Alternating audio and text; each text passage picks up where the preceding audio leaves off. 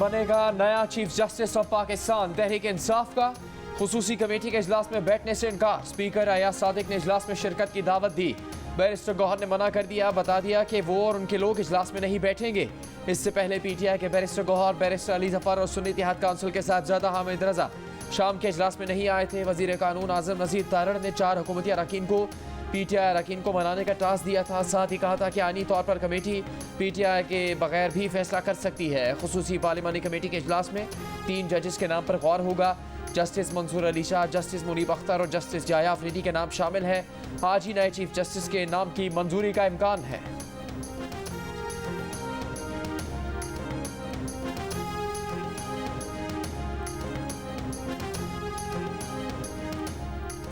Chief justice के उहदे के लिए जस्टिस याहिया अफरीदी हुकूमत की पहली पसंद। Editor investigation the news Ansar Abbasi की रिपोर्ट में ज़राए के हवाले से दावा। वज़ीर दिफा ख्वाजा आसिफ का कहना है कि ये तासुर गलत है कि चीफ जस्टिस के लिए जस्टिस याहिया अफरीदी हुकूमत के उम्मीदवार हैं।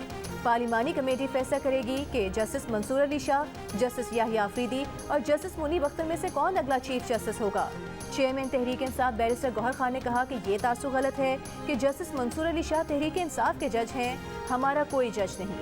26वीं आईनी तरमीम के तहत नए चीफ जस्टिस की तकर्री मौजूदा चीफ जस्टिस की रिटायरमेंट से 3 रोज कबल होनी है।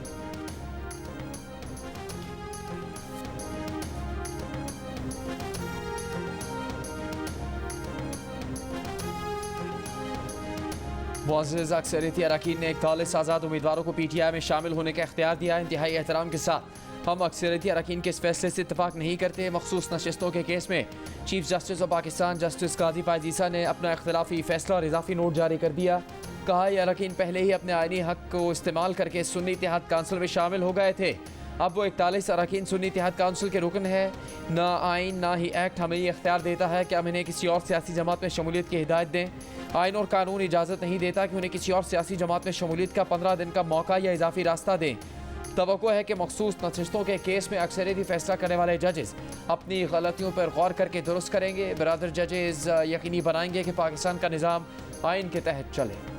जो आज़ाद अरकान हैं जिन्होंने किसी पार्टी का ना टिकट लिया ना उन्होंने बाद में उन्होंने किसी पार्टी को ज्वाइन किया, उनका भी मैं शुक्रगुजार हूँ। उनकी मावनत से और उनकी कंट्रीब्यूशन से सेनेट में ये बिल 65 वोट्स से पास हुआ और नेशनल असम्बली में ये बिल 225 वोटों से ये बिल पास हुआ। वज़ीर आज़म शहबाज शरीफ का 26वीं आईनी तरमीम के हक में वोट देने वाले 5 MNA से खुसूसी इजहार तशक्कुर। विफाकी काबीना के इजलास से खिताब में वज़ीर आज़म ने कहा कि वो इन अरकान के मशकूर हैं जो आज़ाद हैं और उन्होंने किसी पार्टी का टिकट भी नहीं लिया था। इन्हीं अरकान की वजह से 26वीं आईनी तरमीम मंजूर हुई। 26वीं आईनी तरमीम से सियासी और माशी इस्तेहकाम आएगा। आईनी बेंचेस की तश्कील से अवाम के मुकदमात का इल्तवा खत्म होगा। वो सदर जरदारी, बिलावल, फजलुर रहमान और दीगर इत्तेहादियों के मशकूर हैं। तरमीम की मंजूरी में सदर नून लीग नवाज शरीफ की रहनुमाई भी हासिल रही है।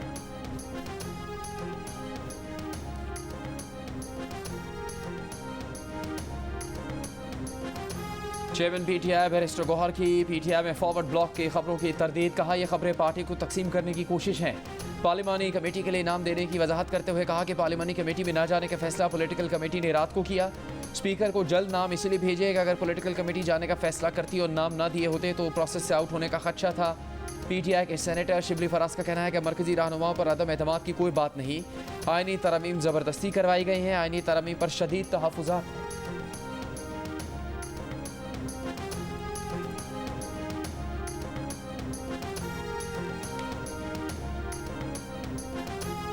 सेनेट में बीएनपी मेंगल के पार्लिमानी लीडर और मुनहरिफ सेनेटर कासिम रोंझू सेनेट रुकनियत से मुस्ताफ़ी, पार्टी को इस्तीफ़ा जमा करा दिया। बीएनपी मेंगल की सेनेटर नसीमा एहसान और कासिम रोंझू ने कल आईनी तरमीम के हक में फ्लोर क्रॉस किया था।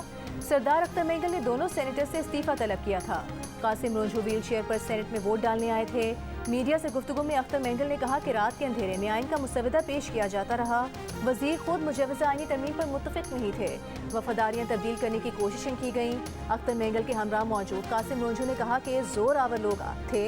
मैं पहले मरीज़ हूँ, मुझे मलेरिया हो गया। मुझे कहा गया कि आप 4 दिन मेहमान के तौर पर हैं। ज़्यादा बोलूँगा तो मज़ीद मसले खड़े हो जाएंगे। 3.5 साल अज़ाब के साथ गुजारे। पूरे पाकिस्तान को ब्लॉक करेंगे और आगे बढ़ेंगे इस्लामाबाद की तरफ। जो जल्दी पहुंचे या बाद में पहुंचे या जो जहाँ पे होगा वो उसका हिस्सा होगा। लोटे या ये जो गद्दार या बुज़दिल, सबकी कैटेगरी एक है, कोई बहाना नहीं है इसमें। जिन्होंने वोट दिया है और उसके अलावा पार्टी इंक्वायरी भी कर रही है शौकात देकर। जो लोग शामिल थे वोट की जरूरत नहीं पड़ी देने की, लेकिन वो सब पे शामिल हो गए थे जो इमरान खान के कमर में छुरा घोंपा है। इन सब को इंशाअल्लाह पार्टी से फारिग किया जाए। वज़ीर आला खैबर पख्तूनख्वा अमीन गंडापुर का 26वीं आईनी तरमीम के खिलाफ पूरे मुल्क में एहतजाज का प्लान। पेशावर में मीडिया से गुफ्तगू करते हुए कहा, गैर कानूनी आईनी तरमीम के खिलाफ हम आवाज़ उठाएंगे। एक और एहतजाज का प्लान है। एहतजाज पूरे मुल्क में होगा। एहतजाज की क़यादत करूँगा। एहतजाज उस वक्त तक जारी रहेगा जब तक काबिज़ हुकूमत से जान नहीं छुड़ा लेते। एहतजाज के लिए हर तरफ से इस्लामाबाद की जानिब बढ़ेंगे।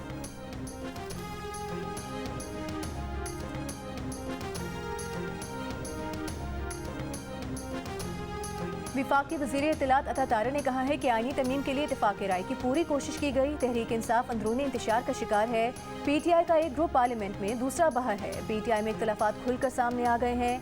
4 ग्रुप बने हुए हैं। PTI रहनुमाओं ने मौलाना के साथ प्रेस कॉन्फ्रेंस में तस्लीम किया कि 90% इत्तेफाक राय हो गया है। इन्होंने पार्लिमानी कमेटी के नाम खुद दिए, खुद ही शरीक नहीं हुए।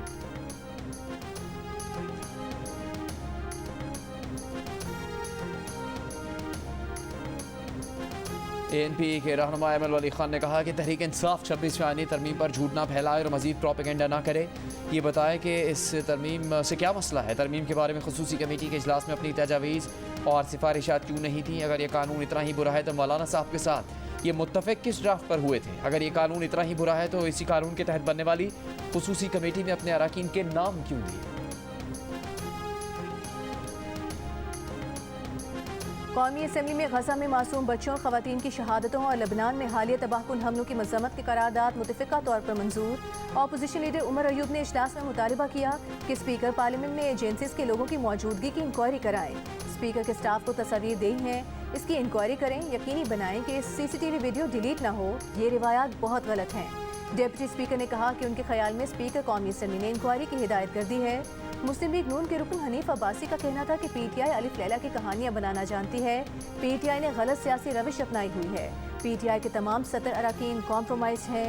ऑपोजिशन लीडर के दादा अबू ने मुल्क में मार्शल लॉ की बुनियाद रखी थी। डाले की बुनियाद पर ऑपोजिशन लीडर के दादा अबू ने रखी थी।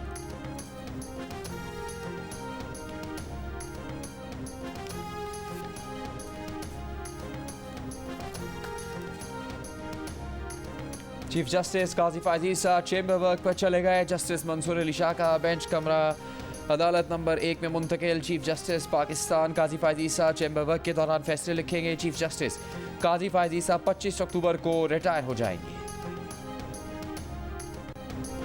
फलस्तीनी बच्ची की नंगे पांव जख्मी बहन को कंधे पर उठाए इलाज के लिए ले जाने की वीडियो ने दिल दहला दिए। थकन से चूर बच्ची को सहाफ़ी ने अलबुरेज पार्क में वाक़ कैंप पहुंचाया। बच्ची का कहना था कि एक गाड़ी ने उसकी बहन को टक्कर मारी थी, इसलिए वो उसे अस्पताल लेकर जाना चाहती है।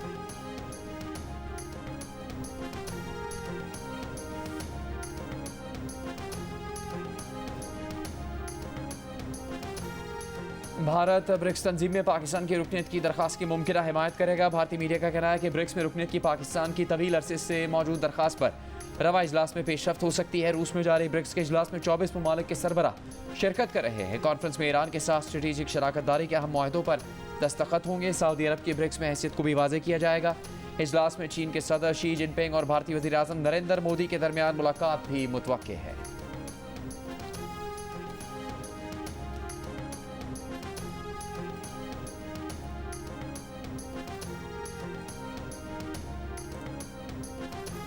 भारत और चीन सरहदी तनाज़े हल करने पर मुत्तफिक। भारतीय मीडिया के मुताबिक दोनों ममालिक के फौजी मुतनाज़ सरहदी इलाके पर गश्त करेंगे। भारतीय वज़ारत ख़ारिजा के तर्जुमान का कहना है कि मुआहदे को मरहलावार आगे बढ़ाया जाएगा। दोनों मुल्कों के दरमियान तनाव कम किया जाएगा। चीन की वज़ारत ख़ारिजा ने कहा कि चीन भारत से मिलकर इस मुआहदे पर अमल दरामद करेगा। मुतालिका मसाइल के हल पर इत्तेफाक को चीन मुस्बत अंदाज में देखता है। चीन और भारत ने सरहदी अमूर पर सफारती अस्करी सतह पर करीबी राबता रखा है।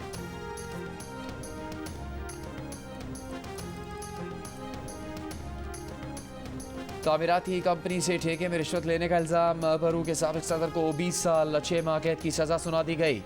अलेहांद्रो टोलेडो पर ब्राज़ीलियन कंपनी से $3.5 करोड़ रिश्वत लेने का इल्ज़ाम था। उन्होंने सज़ा घर पर काटने की दरख्वास्त दी है।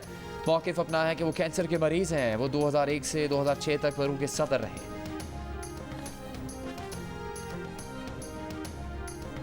इस्लामी नजरियाती काउंसिल की 3 तलाकें इकट्ठी देने के अमल को काबिल सजा बनाने की सिफारिश। जहेज एक्ट की खिलाफ वर्जी पर सजा 6 माह से बढ़ाकर 1 साल कर दी गई। Council chairman doctor Aqib Naimi की ज़ेर सदारत इजलास में शादी अखराजात की हद 2500 रुपये और जहेज की मालियत 5000 से बढ़ाकर 2 तोला सोने की मालियत के बराबर करने की मंजूरी। निकाह फॉर्म में थैलेसीमिया टेस्ट कराने का कॉलम बनाने की तजवीज़ से इत्तेफाक। थैलेसीमिया पॉजिटिव होने पर शादी की इजाज़त न देने पर इत्तेफाक न हो सका। आइंदा इजलास में दोबारा गौर किया जाएगा। इस्लामी नजरियाती काउंसिल का माँ के दूध बैंक के क़याम की तजवीज़ से मुतालिक सेमिनार कराने का फैसला।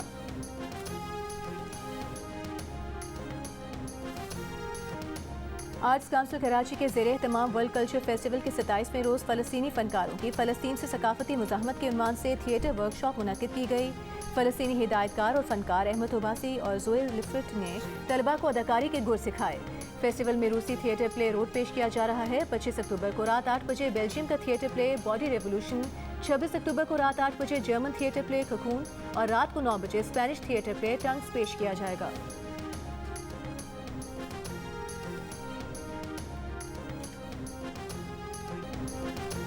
पुरानी जीन्स और गिटार से शोहरत पाने वाले गुलकार अली हैदर को सालगिरह मुबारक। आज 57 बरस के हो गए।